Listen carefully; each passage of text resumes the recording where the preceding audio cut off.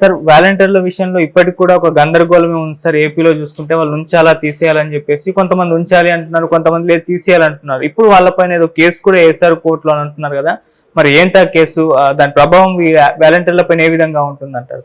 వాలంటీర్లు ఒక రకంగా గాల్లో వేలాడుతుంది వాళ్ళ పరిస్థితి. త్రిశంకు స్వర్గం అంటారు, అలాగా ఉంది. అంటే చంద్రబాబు ముందు నుంచి కూడా వాలంటీర్ల మీద మంచి అభిప్రాయం లేదు. ఆ వ్యవస్థ పనికి మాలినది అనేది ఆయన అభిప్రాయం. దాన్ని ఓపెన్గానే చెప్పాడు. ఇంకా పవన్ కళ్యాణ్ నెక్స్ట్ టైంకి వెళ్ళి వాలంటీర్లని చాలా నీచంగా కూడా ఆయన మాట్లాడాడు. వాళ్ళు అమ్మాయిలను ఎత్తుకెళ్ళి వాళ్ళలాగా ట్రాప్ చేస్తారు అమ్మాయిల్ని, అమ్మాయిల సమాచారం సంఘ విద్రోహ శక్తులకు వాలంటీర్లు అమ్ముతున్నారని కూడా ఆయన బాంబు పిలిచాడు. సో మొదటి నుంచి కూడా ఈ కూటమిలో ఎవరికి కూడా వాలంటీర్ వ్యవస్థ మీద మంచి అభిప్రాయం లేదు.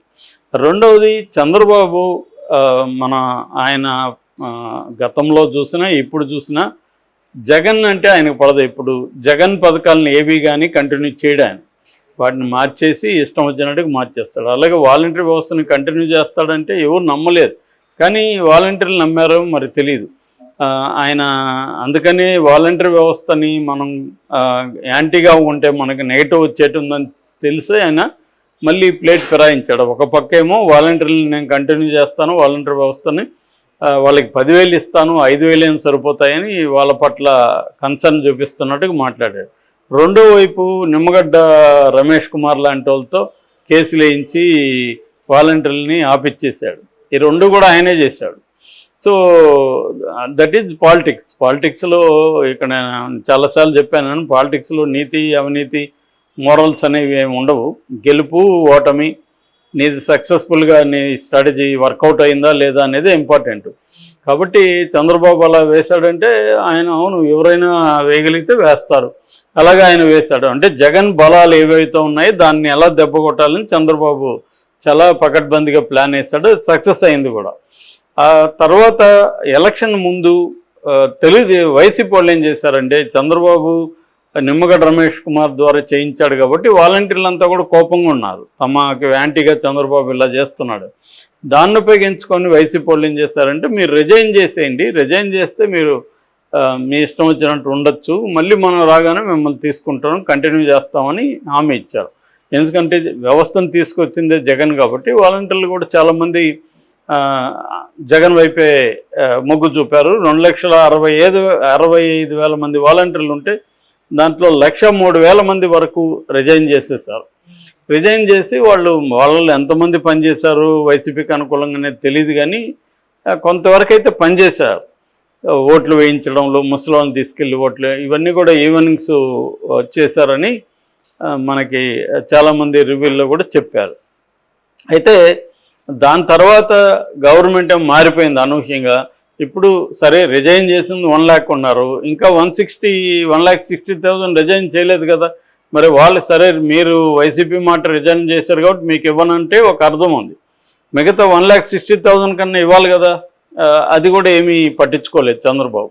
పట్టించుకోకుండా రోజుకు ఒక లీకులు వదులుతూ రకరకాల గందరగోళాన్ని క్రియేట్ చేస్తాడు. మినిస్టర్లంతా కూడా అచ్చెన్నాయుడు కావచ్చు, వాలంటరీ శాఖని మెయింటైన్ చేస్తున్న అతను కావచ్చు, వీళ్ళందరూ ఏం చేశారు, మీరు వెళ్ళి వైసీపీ మీద కేసులు పెట్టండి, మిమ్మల్ని బెదిరించి రిజైన్ చేశారని కేసులు పెట్టి రండి అన్నారు. వీళ్ళు వెళ్ళి చాలా చోట్ల కేసులు పెట్టారు. పెట్టినా కూడా వెళ్తే కూడా ఇప్పటికి కూడా ఏమీ వీళ్ళు తేల్చట్లేదు. తేల్చపోగా కోర్టుల్లో వీళ్ళే పిటిషన్లు ఇస్తున్నారన్న విమర్శ కూడా ఉంది. ఇప్పటికీ 2 రకాల పిటిషన్లు వచ్చాయి. ఒకటేమో ఎన్నికల ముందు వేసిన పిటిషన్. ఎన్నికల ముందు ఏంటంటే ఈ వాలంటరీలను ఇలాగా కంటిన్యూ చేయడం కరెక్ట్ కాదని అప్పుడు ఏదో వచ్చింది. దానికి సమాధానం చెప్పమని కోర్టు గవర్నమెంట్ని అడిగింది. ఇప్పుడు మళ్ళీ ఒక కోర్టులో పిటిషన్ వేస్తారు. అదేంటంటే అసలు ఈ వాలంటరీ వ్యవస్థని అపాయింట్మెంటే కరెక్ట్ కాదు, ఎందుకంటే రాజ్యాంగపరంగా రిజర్వేషన్ని దీంట్లో అమలు చేయలేదు కాబట్టి ఇది చెల్లదు అని కోర్టుకి ఒక కేసు వేశారు. ఇది కూడా తెలుగుదేశం వేయించారనే ఒక ఆరోపణ అయితే ఉంది.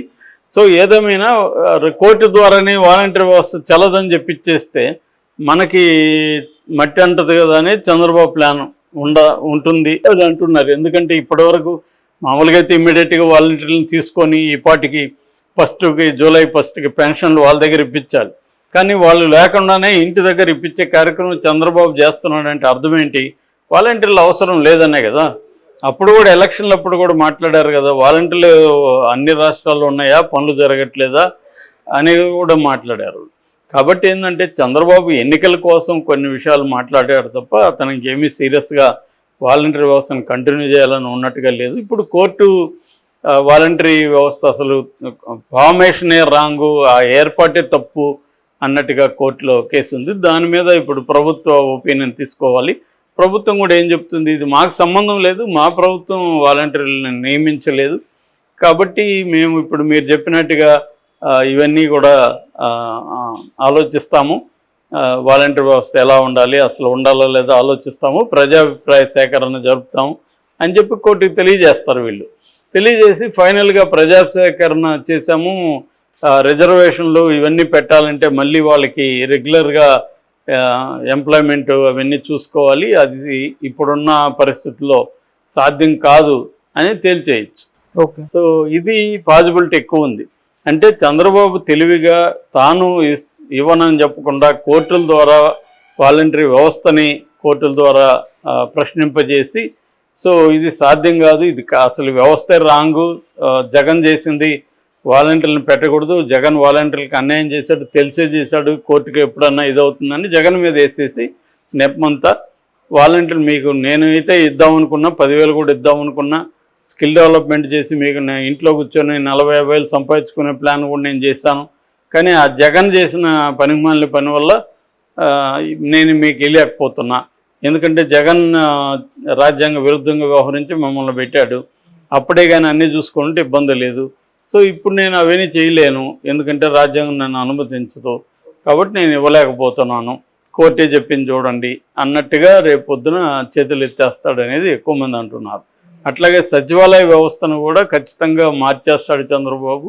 జగన్ పెట్టిన ఏ పథకాలను కూడా యాజ్ ఇట్ ఈజ్ కంటిన్యూ చేయడు, వాటిని మార్చేయడం, వాటిని తన పద్ధతులకి తిప్పుకోవడం. తర్వాత ఇంకో ప్రాబ్లం ఏంటి చంద్రబాబుకి, ఇప్పుడు వాలంటీర్లకి 5,000 ఇస్తున్నారు, 10,000 ఇస్తానన్నాడు, 10,000 ఇస్తానన్నాడు, 10,000 కానీ నిజంగా ఇచ్చాడు అనుకో, అదొక బర్డనే కదా ఆయనకి, ఎందుకంటే ఆల్రెడీ 1,20 కోట్లు పర్ ఇయర్కి ఆయన చెప్పిన సూపర్ 6కి అవసరం అని మింట్ లాంటి పత్రికలు చెబుతున్నాయి, ఓకే, సర్వే చేసి. సో అట్లా ఉన్నప్పుడు ఎక్కడి నుంచి తీసుకొస్తారు 1,20 కోట్లు పర్ ఇయర్ అంటే, మిగతా అమరావతికి ఏం పెడతారు, డెవలప్మెంట్కి ఏం చేస్తారు, రోడ్లు లేవని గోల్ చేస్తారు, ఇప్పుడు రోడ్లు వేయాలి, జీతాలు ఉంటాయి, రెగ్యులర్ గవర్నెన్స్ని నడపడానికి కావాల్సిన నిధులు అవసరం, అట్లాగే అప్పుల మీద వడ్డీలు కట్టాలి, ఇవన్నీ ఎక్కడి నుంచి తీసుకొస్తాడు. సో దీనికోసం ఏం చేస్తారు, ఏది ఇబ్బంది లేకుండా కట్ చేయొచ్చు అనేది చూసుకొని అందులో కట్ చేయడం. ఇప్పుడు మహిళలకి 2,500 ఇస్తానన్నారు, మళ్ళీ దానికి ఒక ఫిట్టింగ్ పెడతారు, ఆ ఇంట్లో వేరే స్కీము తీసుకుంటుంటే ఇది లేదంటారు, ఆల్రెడీ ఆ ఇంట్లో పెన్షన్ పెద్దవాళ్ళు ఉంటే ఇది లేదంటారు, అలా కొంతమంది ఫిల్టర్ అయిపోతారు, అలాగా కొన్ని ఇంకా పెడతారు, స్కూటర్ ఉంటే లేదంటారు, ఫోన్ ఉంటే లేదంటారు, ఇలాగేవో పెట్టి వాటిని డైల్యూట్ చేసే కార్యక్రమం మొదలు పెడతారు. ఎందుకంటే అదర్వైజ్ ఇవ్వలేరు, పథకాలనేవి హామీలు అనేవి ఎలక్షన్ కోసం ఇచ్చారు తప్ప వాటిని అమలు చేయడం అనేది చంద్రబాబు సాధ్యం కాదని ముందే తెలుసు. ఇక్కడ కూడా ఇప్పుడు మనం చూస్తున్నాం, తెలంగాణలో కూడా అదే జరుగుతుంది. ఇప్పటి వరకు వాళ్ళు చెప్పిన పథకాలు ఏవి కూడా ఫుల్ ఫ్లెడ్జెడ్గా అమలుకి ప్లాన్ చేయట్లేదు. ఈ లోపల లక్కీగా వాళ్ళకి ఎన్నికల కోడ్ వచ్చింది, దానివల్ల కొద్దిగా బతికారు.